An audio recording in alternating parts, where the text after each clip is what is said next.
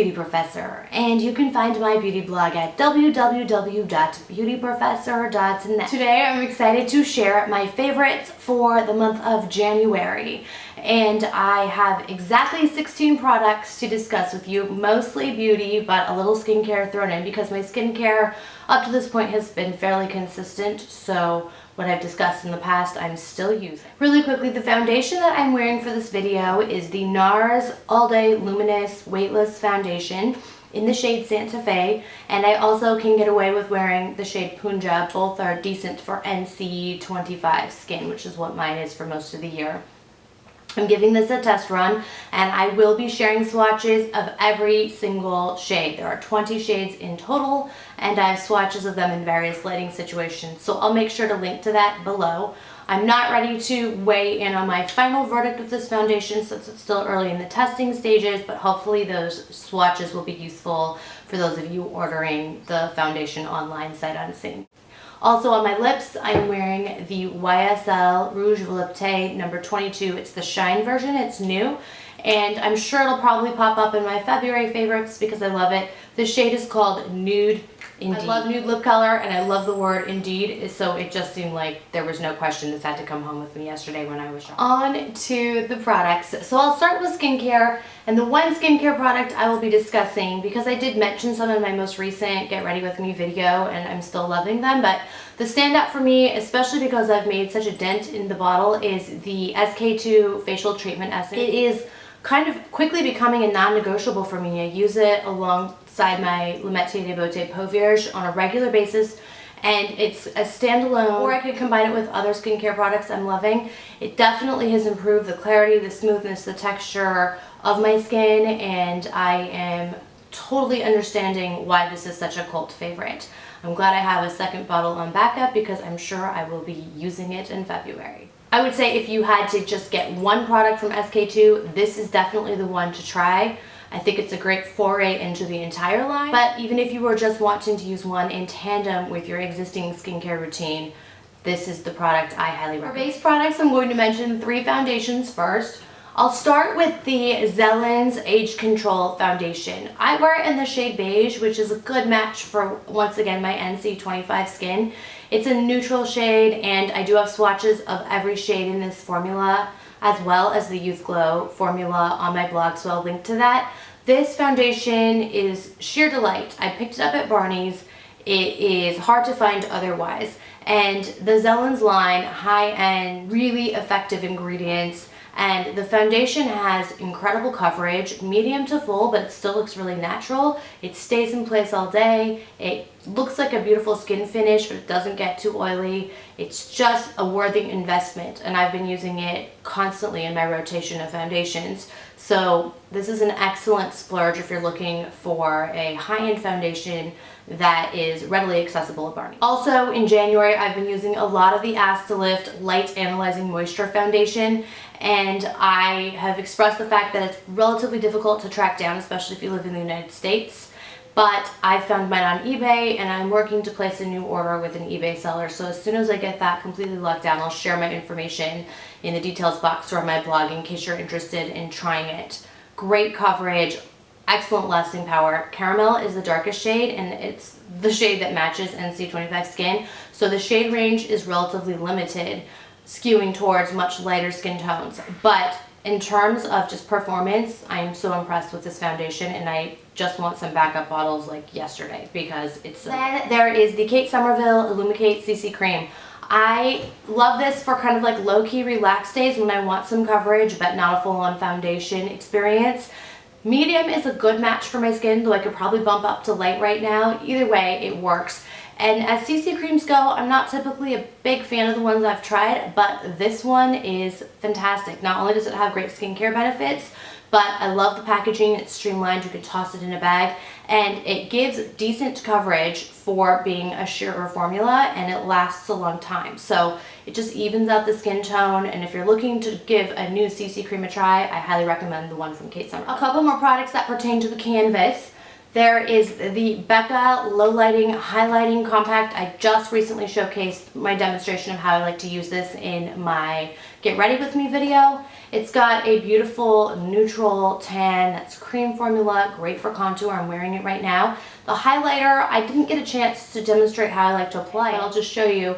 It's kind of a soft champagne rose gold, and I just move it along here, down the bridge of my nose, a little more in here, and we're good to go. It's a lovely combination. I like that it's streamlined and it's been consistently in my purse since picking it. Another illuminating / concealer product that I'm liking is the Illuminate de Beauté PV Illuminating Pen, the Peau Vierge pen, and I have it in shade 1 and 2, but I wear it mostly in shade 2, just like the Peau Vierge. It's a very sheer, glowy formula. It has the same skincare benefits that the Peau Vierge fluid does, but you can use it like around the eyes. It adds illumination and highlighting to the face, but it also kind of relieves fatigued skin because of its ingredients. They're soothing, they're nourishing, it adds some moisture. It's just a jack of all trades. And so if you are interested in kind of trying Peau Vierge, but maybe the Peau Vierge investment of the tube, the 2-ounce tube, which is what's currently available, is too much, I suggest giving the pen a try because it's definitely accessible and affordable and just great for the makeup bag. It's always in mine. Good news on the Peau Vierge for those who have been trying to track down shade 1 or are interested in going back to getting a 1-ounce bottle. I was just told, I have it on good authority, that the 1-ounce bottles will be coming back out sometime in the next month, and that all 3 shades will be completely available at that point. I know one has been kind of missing in action, and it's only been the 2-ounce tube. So that's great news for those of you who use it or those of you who are thinking about trying it. While I'm still on the canvas and Illuminate de Beauté, I want to mention the Cheeky Chic Kaleidoscope. I did show this off in my last video.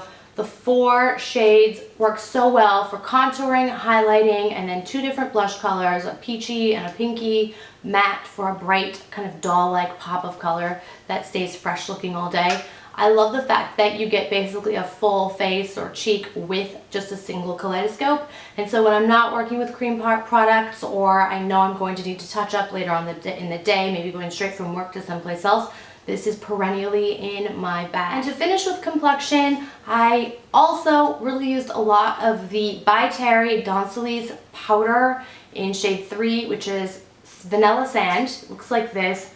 My goodness, this is definitely a luxurious splurge on most products from the By Terry line, but so worth it. The powder itself is very finely milled. The compact is just visually, aesthetically pleasing. I love the quilting, and I've actually used a lot, and the embossment has stayed in place, so I'm impressed by that.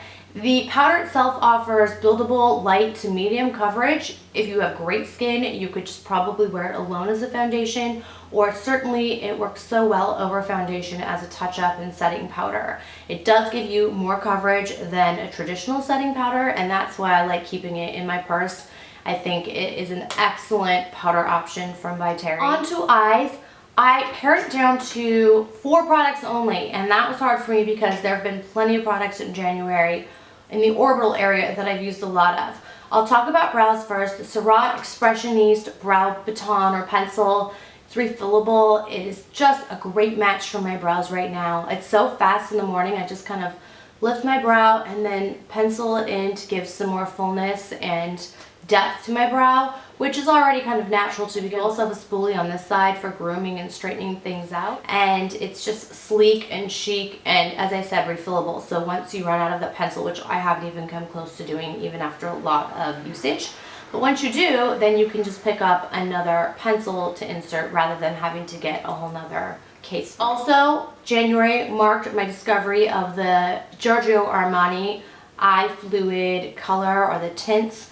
I'm showing this in Rose Ashes, which is a really neutral kind of gossamer champagne with a pink duochrome shift.